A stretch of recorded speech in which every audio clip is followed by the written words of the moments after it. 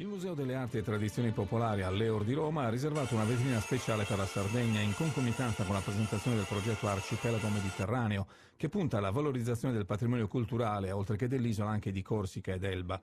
Anche con la pubblicazione di un libro monografico che, dopo una parte introduttiva dedicata all'illustrazione del progetto con la classificazione, catalogazione e musealizzazione del patrimonio etnoantropologico, passa in rassegna con una ricchissima documentazione iconografica vari aspetti di questo patrimonio, dalle feste tradizionali ai costumi, dalle case campidanesi alle mura e fortificazioni costiere cagliaritane, con un approfondimento specifico anche sull'ambiente sonoro e musicale della Sardegna. E proprio la musica è stata grande protagonista della manifestazione romana, sostenuta dall'Istituto Centrale per la Demoantropologia, diretto dalla sarda Maura Picciao.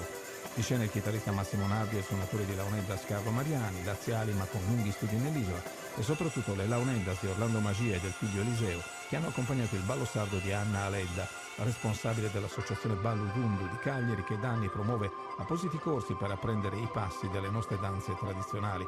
Per l'occasione indossava un abito tradizionale di Savanetera di metà Ottocento, appartenuto ad una ricca famiglia cagliaritana. E nel ballo non è stato difficile poi trascinare anche gli emigrati sardi presenti alla manifestazione per un ritorno alle loro radici.